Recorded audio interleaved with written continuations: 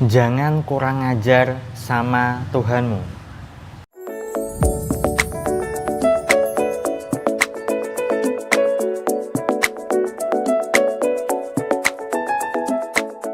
Assalamualaikum warahmatullahi wabarakatuh. Jumpa lagi dengan saya, Salam dan salam berlimpah.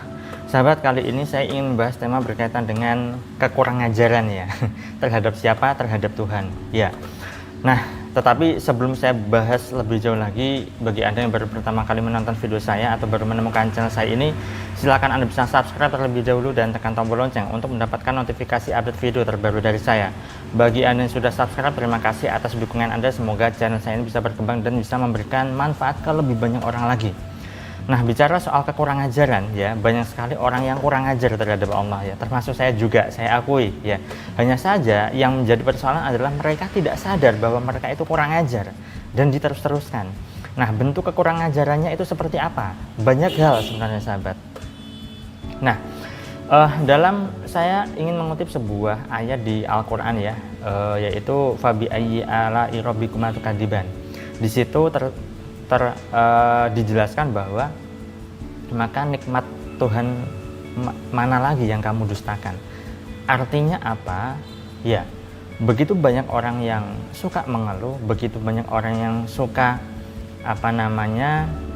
merasa bahwa Tuhan itu tidak adil dalam hidupnya, karena hidupnya merasa sial, hidupnya tidak beruntung, merasa rezekinya sulit, merasa hidupnya gagal, merasa usahanya tidak bisa berjalan dengan baik, banyak sekali kegagalan yang dialami, dan seterusnya dan seterusnya. Nah, seperti yang sudah sering kali saya katakan bahwa sebenarnya hidup itu bergantung pada fokus kita ke arah yang mana, begitu. Maksudnya bagaimana fokusnya? Fokus itu adalah apa yang kita pikirkan, apa yang kita rasakan, apa yang kita perhatikan, itu loh. Ya, itu yang bisa berdampak pada kehidupan kita. Nah, banyak sekali orang yang seperti yang saya katakan tadi, yaitu mengeluh ya, padahal di dalam kehidupannya itu sudah banyak sekali hal-hal yang dianugerahkan oleh Allah dalam dirinya ya. Mengeluhnya apa? Mengeluhnya ya ketika jatuh tempo karena hutang ya, salah sendiri kan hutang ya. Ya bukan salah juga sih, yang menjadi persoalan adalah salahnya Anda sering kali mengeluh. Nah, itu yang membuat hutang itu tidak bisa selesai-selesai begitu. Nah, kemudian keluhan terhadap belum juga dapat jodoh sampai sekarang, padahal sudah banyak sekali menjalin hubungan asmara dengan orang-orang yang disukainya, tetapi kandas di tengah jalan. Kemudian banyak juga yang mengeluh karena usahanya tidak bisa berjalan dengan baik. Selanjutnya banyak juga yang mengeluh karena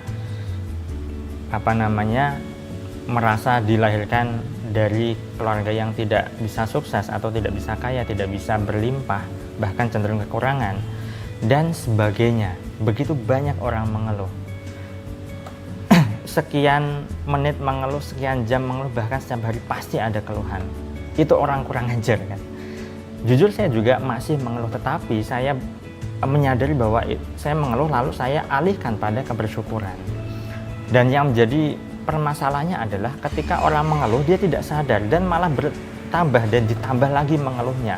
Ya, disirami lagi mengeluhnya. Akhirnya apa? Ya sudah, keluhan demi keluhan yang dirasakan. Dan berdampak apa? Ya hidupnya tidak bisa damai, hidupnya tidak bisa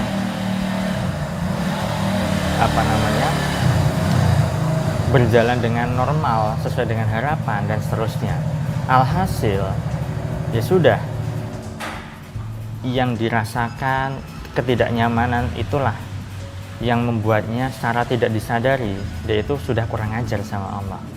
Padahal di ayat yang saya tadi sebutkan, yang saya tadi ucapkan adalah nikmat mana lagi ya, nikmat Tuhan mana lagi yang kamu dustakan. Kalau misalnya Anda mau berpikir, mau merenung, mau bertafakur, bertadabur, maka jelas bahwa banyak sekali nikmat yang sudah Allah berikan kepada kita semua dibanding dengan persoalan kehidupan yang Anda alami. Nah, yang menjadi persoalan adalah lagi-lagi Anda fokusnya pada masalah, Anda fokusnya pada persoalan. Ya sudah, yang hadir apa? Yang hadir adalah persoalan, yang hadir adalah permasalahan, sehingga hidup Anda semakin ruwet, semakin kemerungsung dan tidak bisa berubah.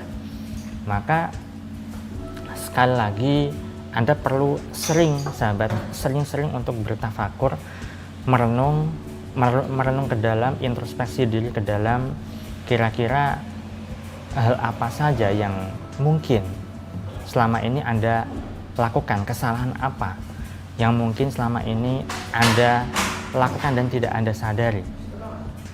Nah, ketika Anda sering merenung, maka Anda bisa dengan mudah mengenali diri Anda, ya. Dan barang siapa mengenali dirinya, maka dia akan mengenali Tuhannya, kan begitu. Kenapa Anda merasa hidupnya tidak beruntung, merasa hidupnya tidak berubah? Itu sebabnya apa? Anda belum bisa mengenali diri Anda. Maka Anda perlu sering-sering untuk mengajak komunikasi, mengajak ngobrol diri Anda, ya. Ya, ngobrol seperti biasa, apa ya yang sudah saya lakukan selama ini. Kalau misalnya ada kekurangan ataupun ada kesalahan, diperbaiki.